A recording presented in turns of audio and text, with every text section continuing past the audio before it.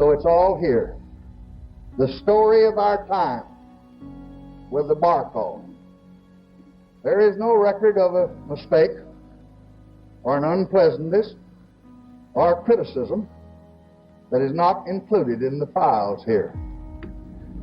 This library will show the facts, not just the joy and the triumphs, but the sorrows and the failures too.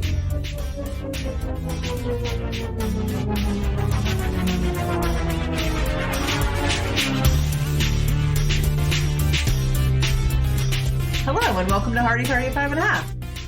Welcome, babe. Huh? Hello. Well, I'm just cleaning out my desk. You know, I stuff all kinds of stuff in my desk. You and do. Then years later, I figure out what's in it. Right? But I was just looking through these papers that look kind of odd. I don't... Yeah, what do you have there? What? This says White House, top secret, confidential. Babe, what? Oh, my...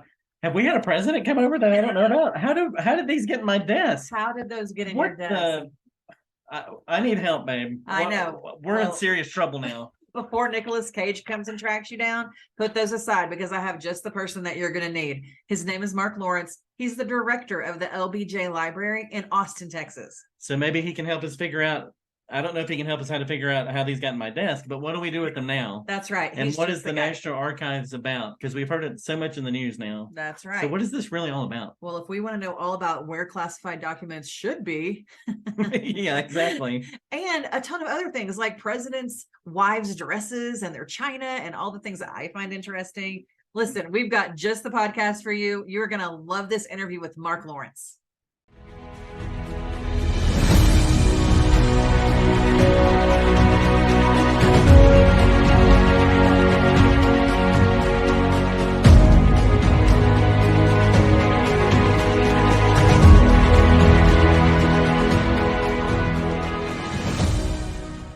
Mark, thank you so much for taking time to talk to us today. This is like a fascination of ours and a lot of people. So we appreciate you taking time with Hardie Party of Five and a Half. No problem. Before we start with these questions, inquiring minds want to know, how does one get your job? Like, how did you get to where you are? So that's a really good question. There are, I guess there are 13 presidential library directors right now, and it is a total mixed bag. There is no good single answer to that question. There are people who've come to these positions through the National Archives bureaucracy, basically with archives backgrounds.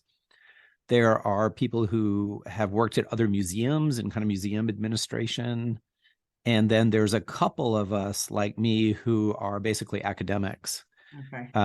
And came more to presidential libraries through doing research and, being involved in conferences and public programs and that sort of thing. Yeah, that's what I was going to say. You got to read a lot of books to be the director.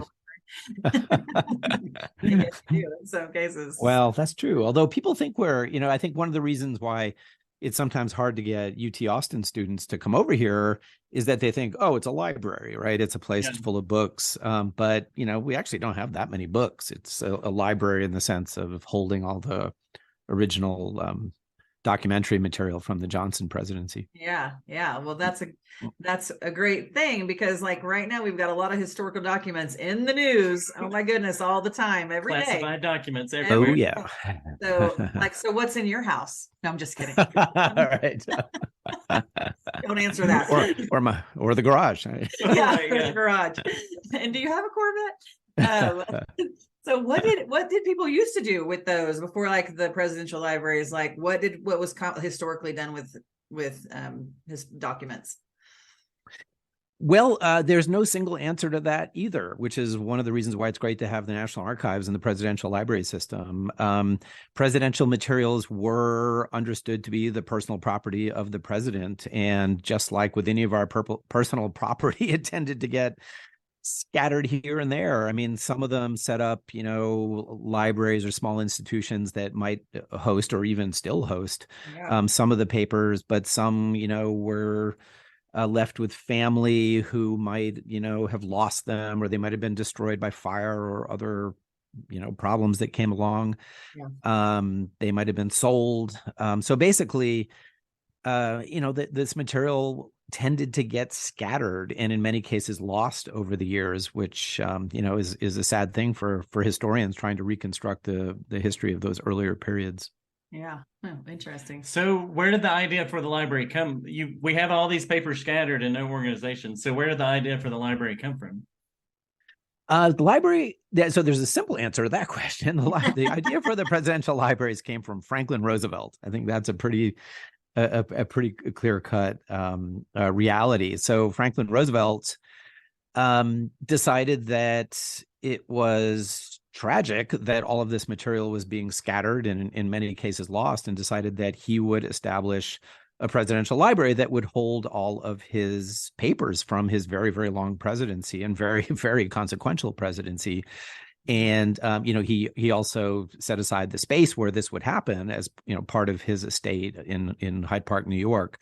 So he had a nice place to build this library and to make sure that his papers would be preserved and made available, right, to the American public. So that was his real innovation, was to acknowledge that even though technically all of these papers were his own property, they in many senses belong to the American public and were part of American history, and therefore should be available to American citizens and others as well, for that matter, to come and inspect for their own purposes. Yeah. And we've definitely partaken in a few of those. We love them. Yeah. Oh yeah, like the Bush is cool. Yeah. Like you just mentioned, it's not just books. Like at the Bush, the W as I call him because we're close friends. At his, there's a lot of interaction as far as like you can sit down and they give you scenarios that a president would have to face, and it gives you like a simple idea of how hard these situations and just these decisions are, because then it'll have a bombing has happened here. How do you react as the president? You get four choices. Exactly. So when we hear presidential library, there's so, like you said, there's so much more to it that I think we don't realize how interesting all this is. It makes you think about things. So yeah. Well, as a director of one of these, I'm delighted to hear you say that. I mean, certainly one of the purposes is to, get people to think critically and deeply about their history. And one of the ways to do that, if your subject is a president, is to try to take visitors into the dilemmas, that confronted the president during their presidency. And almost any, president, I think every president who has a presidential library, probably every president across American history faced, really difficult decisions, sometimes enormously consequential ones. So, what to do about Iraq in the aftermath of September 11th, in the case that you mentioned, what to do about Vietnam in the case of Lyndon Johnson, what to do about the atomic bomb in 1945, and on one could go. So, what we try to do here certainly is to take our visitors inside that decision, to expose them to the different pressures that operated on LBJ, and not necessarily to come to the same conclusion that LBJ did, but at least to appreciate why the decision making shaped up in the way it did. Yeah. And you realize they're people. Like it's a person trying to make decisions just like we would. And I think when we're just on talk radio and all that, it's easy to make a caricature of everyone that you're talking about. So it's nice to have these libraries where we can see the full person, maybe a fuller person. Yeah. I'm again delighted to hear you say that, because that's certainly my hope and my intention here at LBJ. And it's difficult sometimes, right? Because in these palatial buildings that are given over to the legacy of presidents, you can start to lose track, I think, pretty readily that, okay, there's a real human being at the heart of these stories. So the sheer grandeur of these buildings and the kind of sacred quality of of our task of preserving all of this stuff can sometimes undercut exactly the very important point that you make about how important it is to recognize that these were real people subject to emotions and and political pressures, and they were tired and grumpy and all the rest at different times. Yeah, that's so true. And I think we're fortunate to have, like in Texas, there's 3 that I know of. Is there more than 3? I think only 3, right? There's 3, right, in Texas? 3, that's right. And one just up the road in Little Rock. Oh, okay. Yes, that's right. Are you in a group message with all the other 13 directors? Like, do you guys share a group text? Yeah, text. No, that's a good idea. No, but email. I think it's kind of cool. I mean, there's only 13 of you. Like, that's not. That's true. Yeah, you guys should have a group text. I think that would be a fun thing.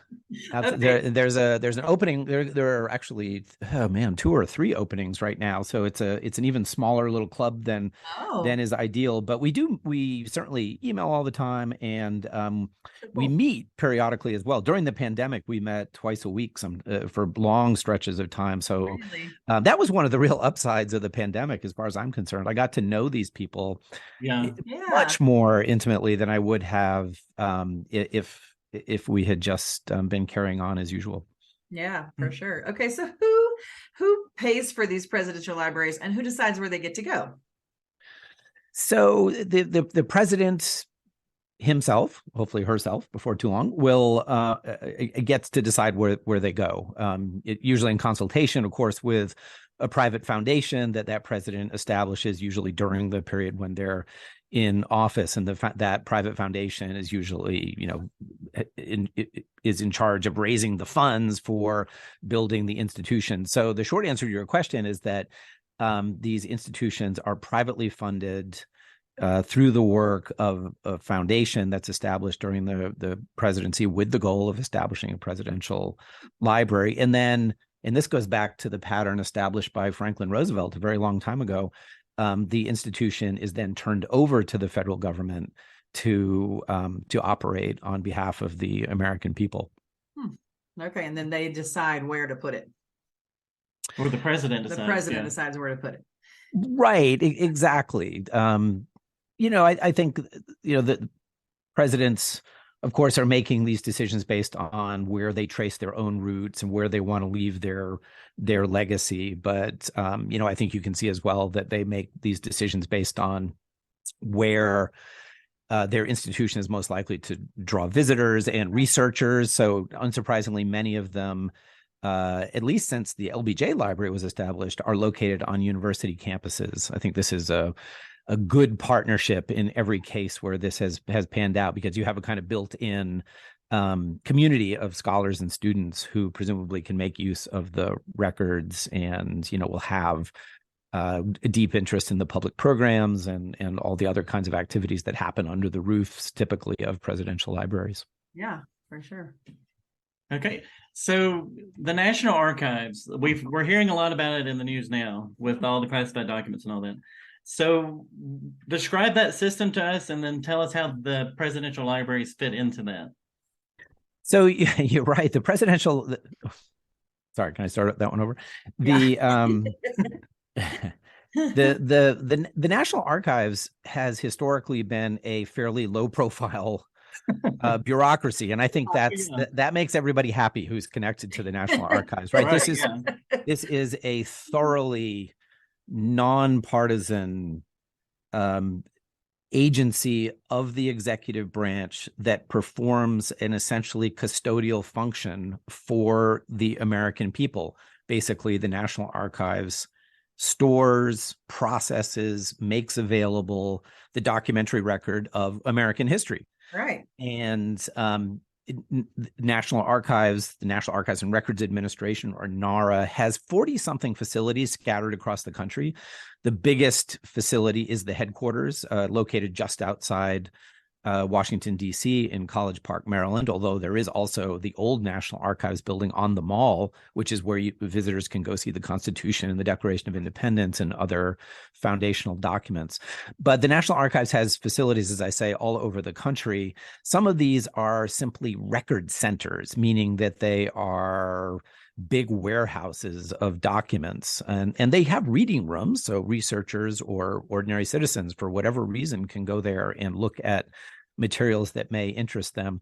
But 13 of these 40-something facilities are presidential libraries, like the LBJ Library. So we're part of a system of repositories of records, but the presidential libraries are special in the sense that they also have much more of a public face. They have public programs, educational programs aimed at teachers and students, and museums that are the reason why most people come through our doors. Yeah. Yeah. I think most of us really know about these things because of National Treasure, the movie. That's pretty much Right. all we We have to steal that's the like really Declaration. all we know about, like where these Yeah. things are kept. Yep. Yeah. It's Exactly. like the extent of our knowledge for the most part. Well, and like you mentioned, it's kind of meant to be in the background. It's not meant to be the national news. So it's probably for people that are doing that job, it's weird to be in that public setting, hearing all these questions and stuff about your job. You know, it's like, Yeah, I think that's right. It's an uncomfortable position to be in Yeah. because, the core principle at the heart of what the National Archives tries to do is, I would hope, and I think most leaders of the National Archives would hope, is a non-controversial one, right? Yeah. We store, make available, process documentary records so that American citizens can come and inspect the history of their own nation. And underlying this is the idea that the availability of this record to the scrutiny of ordinary citizens is a fundamental dimension of a healthy democracy. So, I think one of the troubling things that's cropped up recently is, some questioning about how this process works in practice. And given the importance of the underlying principle, I think it's an uncomfortable position to be in when those kinds of questions are asked. Yeah, for sure. I can imagine. So you mentioned earlier that earlier in history, the president's stuff was considered private for the most part until Roosevelt did that. So now are there things now that are private and public, or is everything considered public for the president? So this is a really interesting question. So the answer is a little bit complicated. So Franklin Roosevelt established the first presidential library, but the operating assumption at that time was still that his records and all of the artifacts and gifts that he was given in his role as president were still his personal property. And that principle held all the way until the late 1970s. And it's only with the Presidential Records Act of 1978 that Congress established legislation specifying that presidential records were actually the property of the American people rather than the individual president, him or herself. So this was a really landmark moment in the history of presidential records and of the National Archives and Records Administration. From essentially the Reagan administration forward, this legislation was adopted under Carter, but from Reagan forward, the presidential records were the property of the American people from their creation. And this gave, of course, the National Archives a much more direct role in managing the material, in claiming the material literally on the day that the presidential administration ends, and then beginning the process of consolidating it, processing it, and making it available. So was that inspired by the whole Watergate, Nixon, we need to know what the president's doing kind of thing?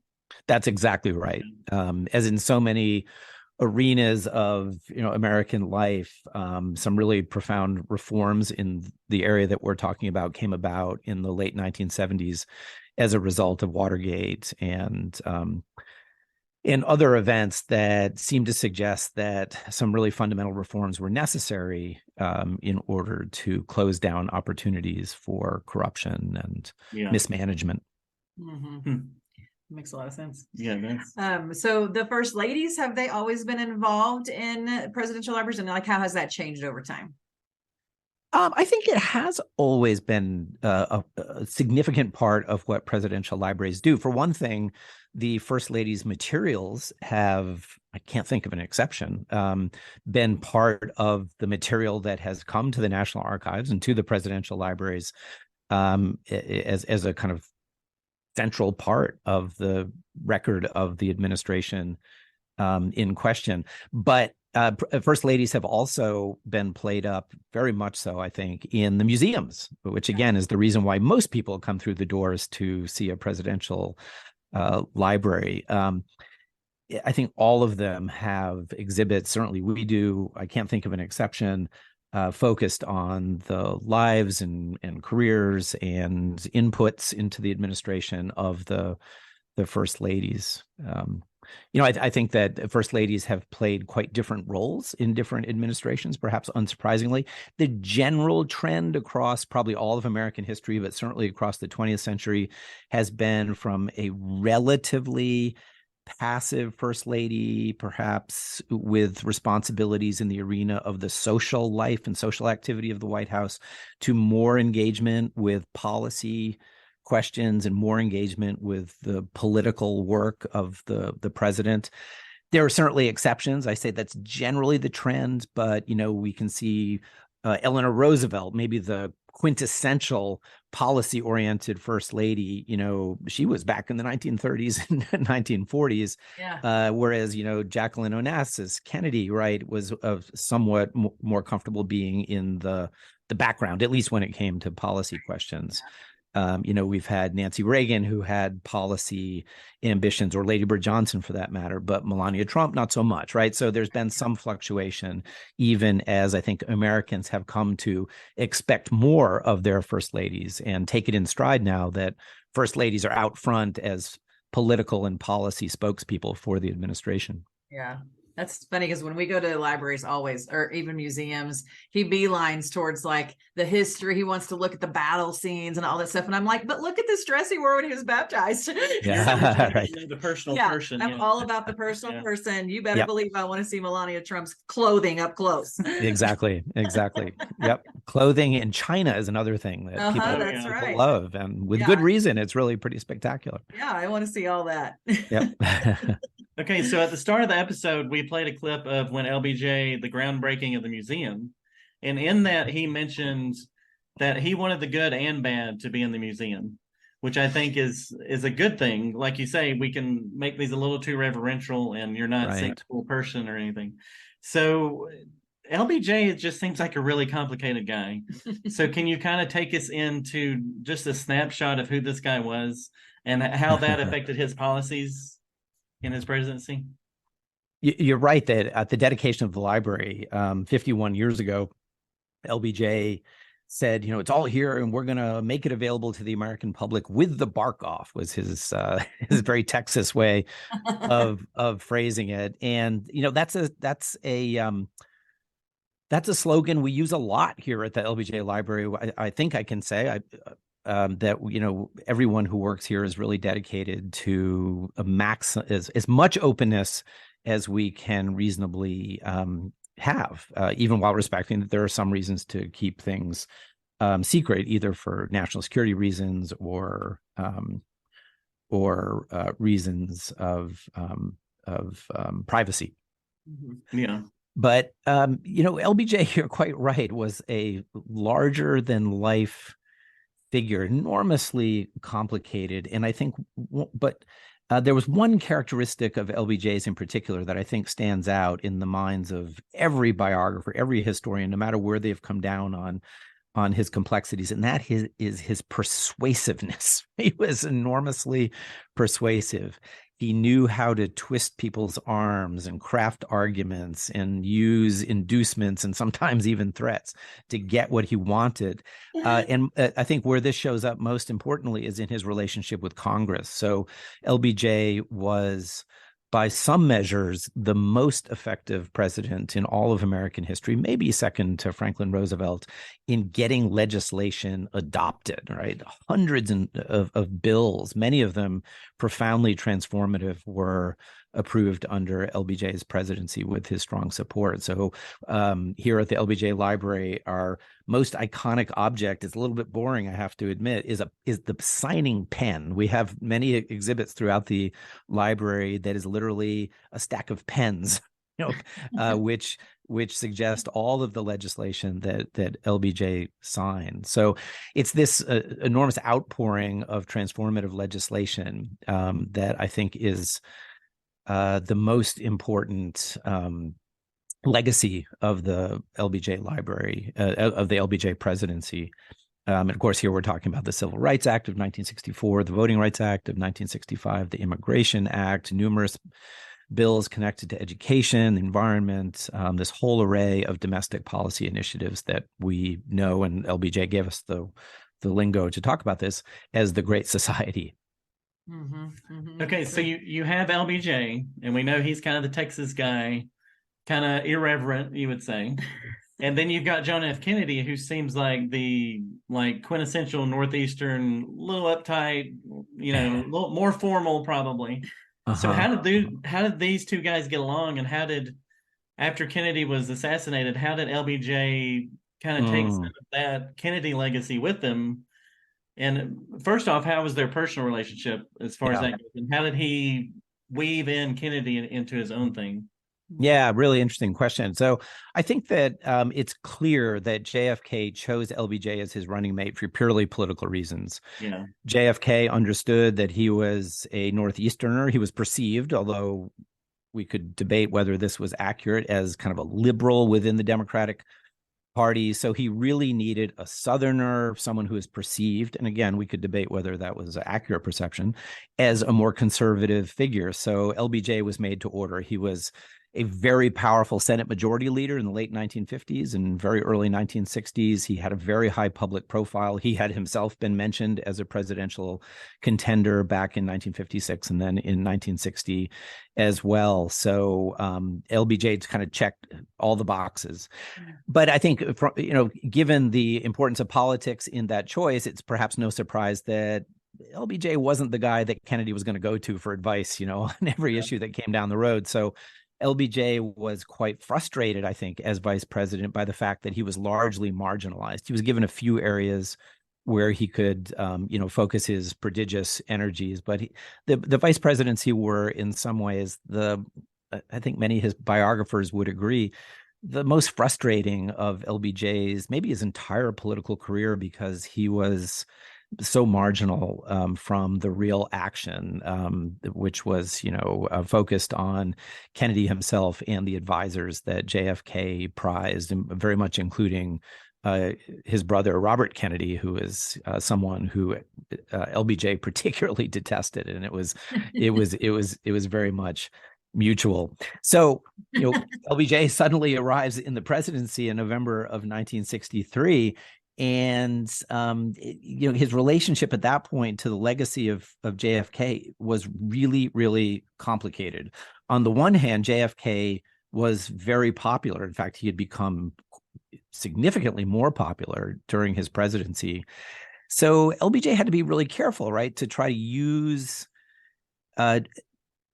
JFK's high political standing, the enormous outpouring of sympathy given the tragic circumstances under which JFK had been assassinated. And yet LBJ was very much his own man who had, and of course, he had wanted to be president for a long time. And here now was his opportunity. So he really had to balance, I think, using Kennedy's legacy, living with Kennedy's legacy, exploiting it to the extent that he could, and also trying to carve out a niche for himself. And I think many biographers, including ones who've been fairly critical of LBJ, would acknowledge that he did a pretty good job with that. He really found ways to harness the sympathy for Kennedy in the early days of his administration and scored some important legislative accomplishments right away in 1964.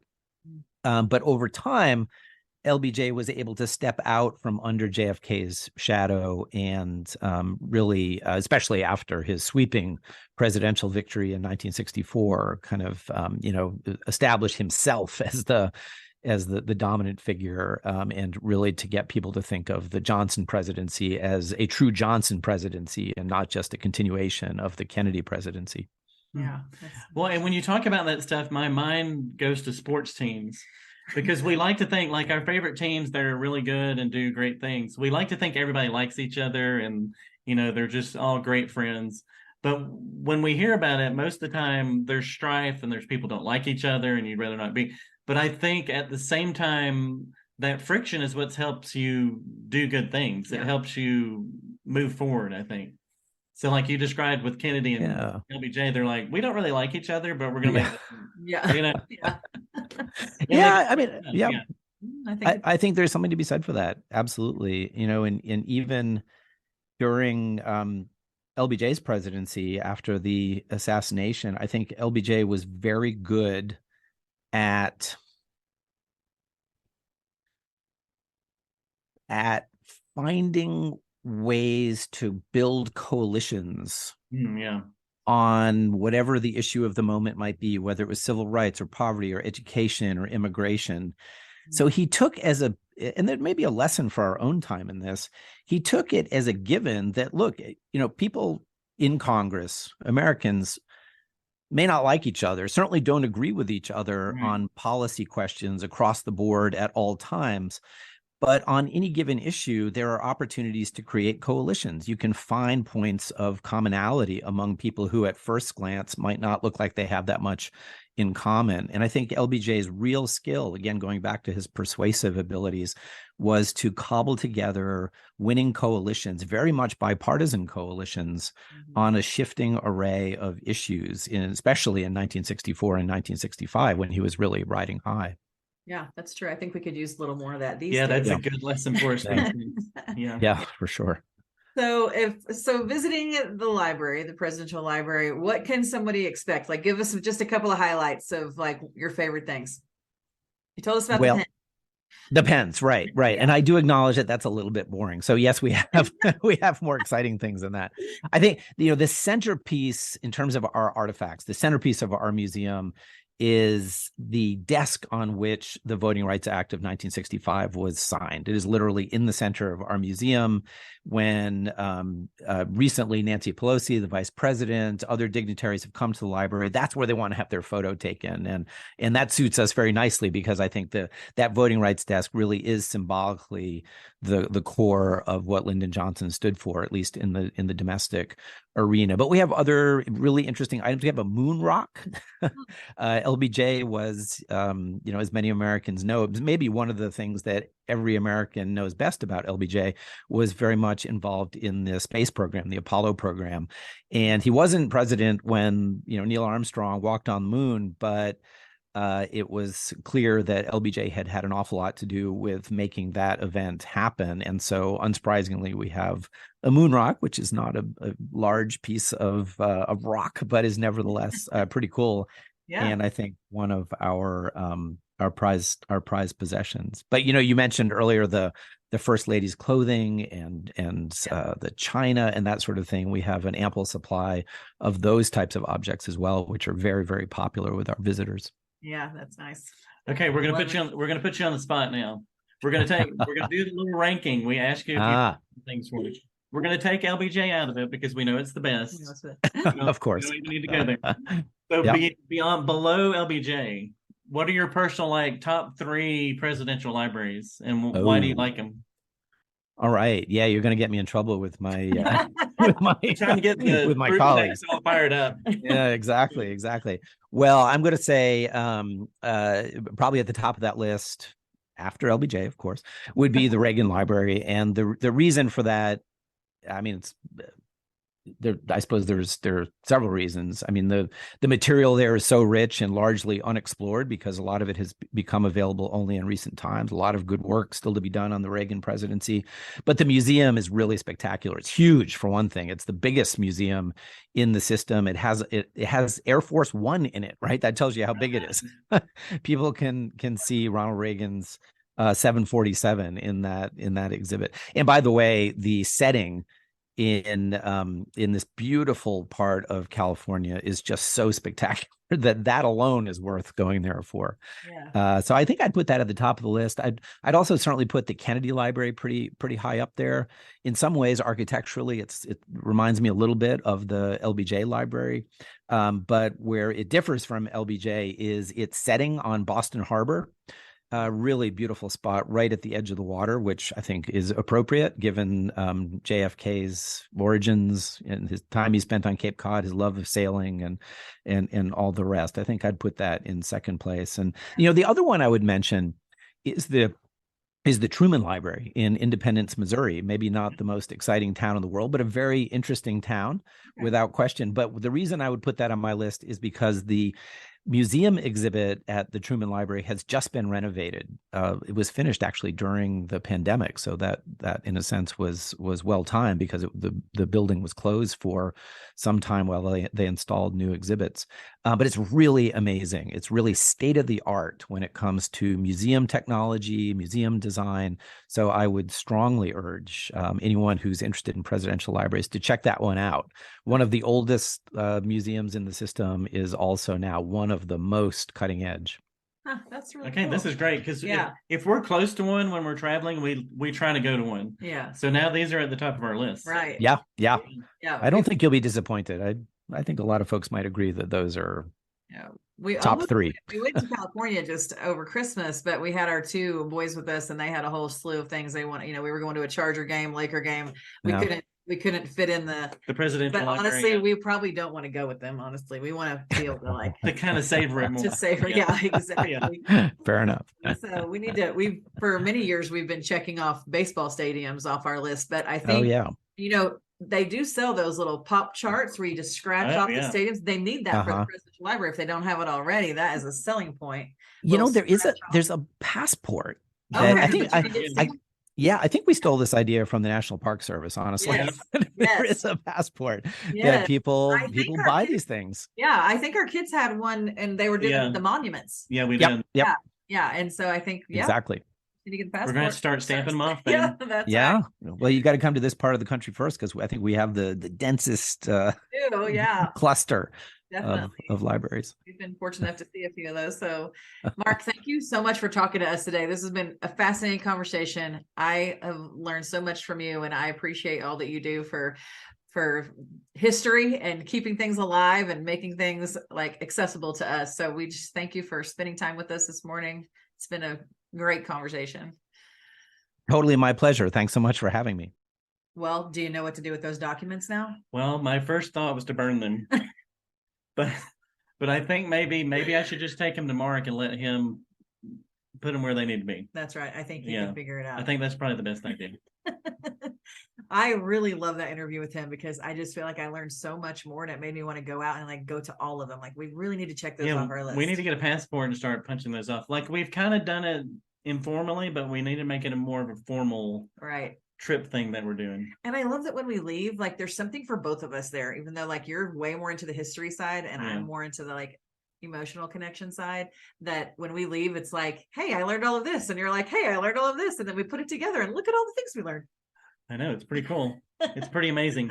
But, I'm a little distracted because I'm still nervous about these documents, babe. That's right. I mean, I've got them all over my desk and in my desk. And babe, you got to take care of that. I'm going to go see Mark right now. Go. I'm going to go down to Austin, hand these papers over, and I'm going to feel a lot better before Nicolas Cage can do anything to me. That's right. Okay, I'm out of here. You're going to have to sign up for that one. Mark, here I go. Go get it, babe. Well, I guess we're done here. Hardie Party of 5 and a half, over and out. We'll see you next time.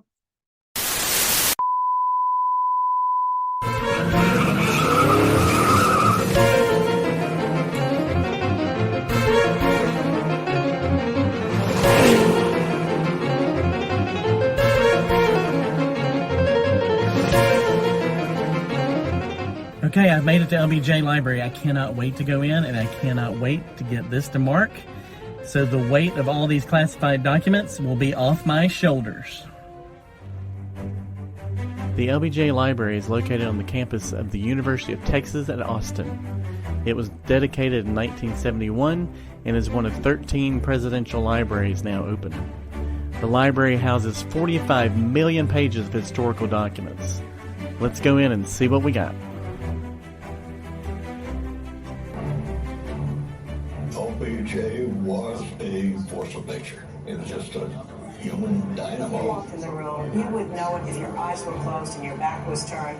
Oh my God, there's LBJ. He's a tornado in pants. Larger than life. The good news is that anybody who ever worked for Daddy became part of his family. More out people who were happy. The bad news is that anybody who ever worked for Daddy became part of his family. The single most intelligent man that I've ever known. Totally honest and calculatingly devious. Here we all brute intelligence could be thoughtful, caring, and It was generous. just this internal engine in him that could not stop. Tough, demanding, cruel. All of these opposites playing together inside it. The library has an animatronic LBJ that shares popular LBJ one-liners. as well as a timeline of his life from his birth in Stonewall, Texas in 1908 through his career as a teacher in San Antonio to his rise to the Senate and then ultimately his presidency from 1963 to 1969. LBJ loved phones, and he had them all over the White House, wherever he was. You can pick up a phone at the museum and listen to conversations that were recorded during his presidency. Interest and your cooperation and your communication, and a good many people told me that they heard about your statement, I guess on TV, wasn't it? Yes, that's right. I've been locked up in this office and I haven't seen it, but I won't tell you how grateful I am and how worthy I'm going to try to be of all your hopes. Well, thank you very much. I'm so happy to hear that, and I knew that you had just that great spirit, and you know you have our support and backing. Well, we know what a difficult period this is. It's a destiny. The museum has a great exhibition on Lady Bird Johnson.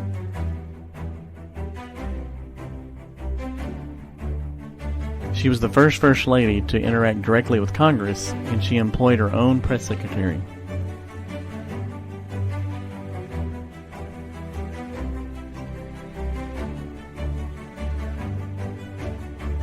You'll see dresses and china, and you'll just get a feel for what it was like to live in the White House during the 60s.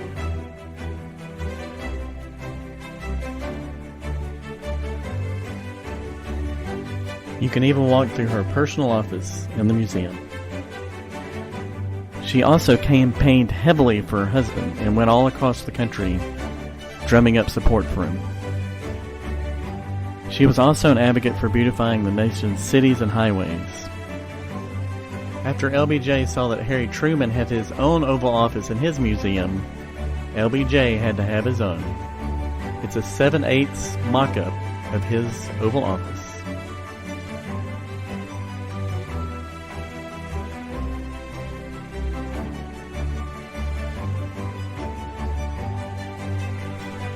Director Mark Lawrence took me behind the scenes where they have a private area to hold special events at the museum.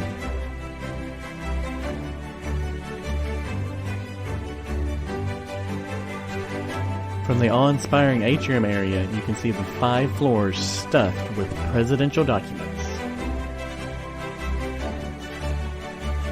Truly a one-of-a-kind experience, deep in the heart of Texas. Okay, I just had a fascinating tour of the LBJ Presidential Library. And Mark came down and talked with me for about an hour about presidential stuff, classified documents, all kinds of fascinating... Oh, wait. Classified documents. I forgot to give him this. Oh my, I gotta go back. I hope I don't get arrested. Rebecca, you'll be my one phone call.